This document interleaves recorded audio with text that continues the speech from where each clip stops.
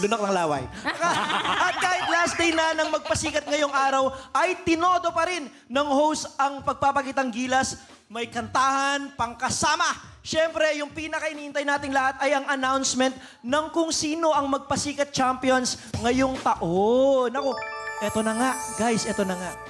Third place ang team nila Kuya Jugs, Kuya Bong at saka si Kuya Teddy. And second place naman ang team nila Ate Ann, Kuis Ryan and Sir Ogie. At ang nanguna sa Magpasikat 2023 ay ang team nila Kim, Ayon at Jong. Naku, talagang congratulations sa inyong lahat. And hindi matatawaran ang talents na binibigay ng ating mga It's Showtime host. Plus na kasiyahan din, of course. Yes, talaga naman. Grabe.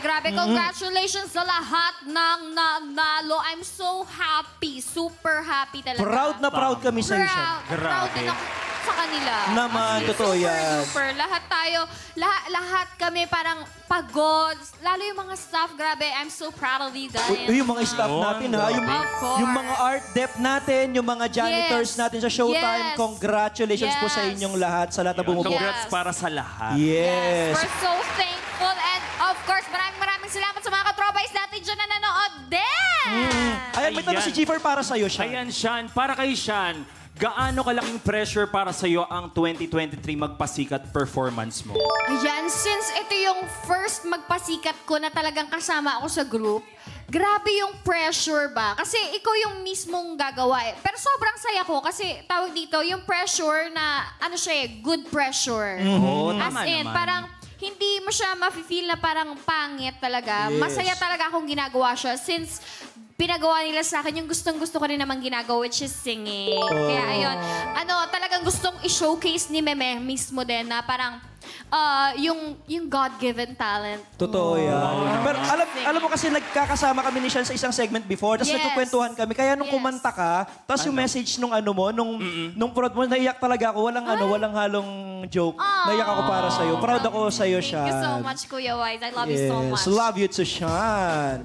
Pero ito naman, ano ba yung mga moments na napawaw kayo sa Magpasikat Week na yun? Si Ange, baka meron kang ano? Napanood mo na ba? Oo. Gusto ko yung habang nagmula ka sa sahig, kumakanta ka sa sahig, From tapos basahan to tumayo, tapos lumipad. Lumipad. Yes, Oo, tapos grabe. buritera.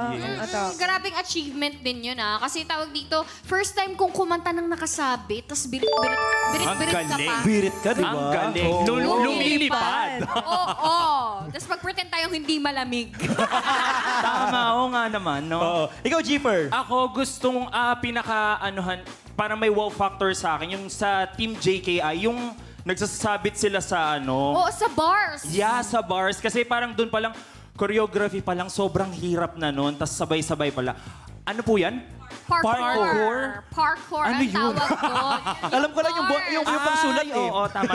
Gusto mo ba? Gusto mo i-try yun, yung ganun. Pero ganito lang yung bars mo. Talaga siya. Ako talaga. Ang hirap nun, ha? Ganito lang Wag kaliit, naman. Talaga yun. siya, dito lang.